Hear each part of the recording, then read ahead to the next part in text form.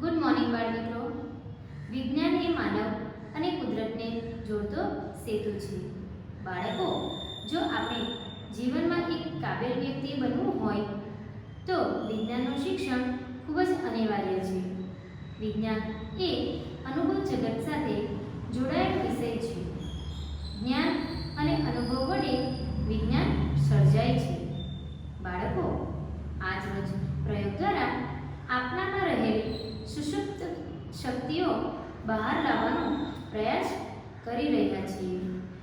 આ પ્રયોગ તમારે ધ્યાનથી જોઈ સમજીને કરવાનો રહેશે અને તમારે પ્રયોગનું પ્રેક્ટિકલ કરતો વિડીયો મને સેન્ડ કરવાનો રહેશે.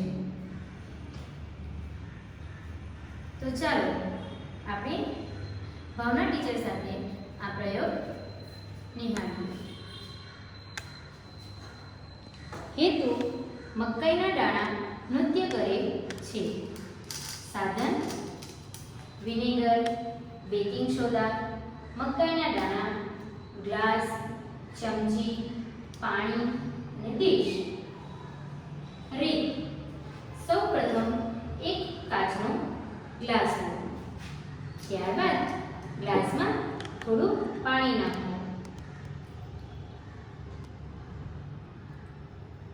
અને પાણીમાં થોડા મકાઈના દાણા નાખો.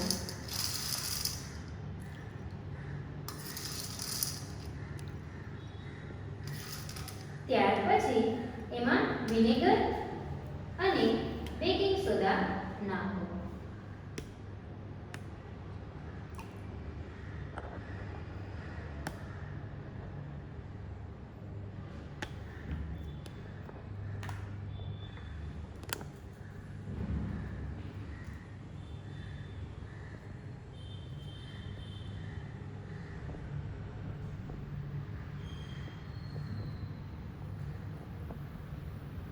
તમે જોશો તો પાણીના પરપોતા સાથે મકાઈના દાણા નૃત્ય કરતા દેખાશે.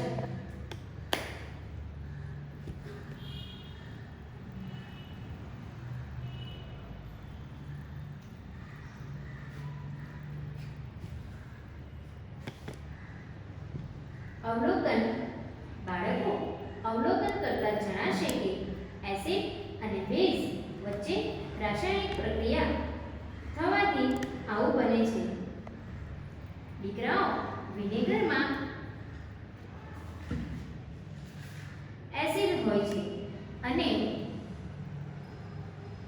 બેકિંગ સોડામાં બેઝ હોય છે.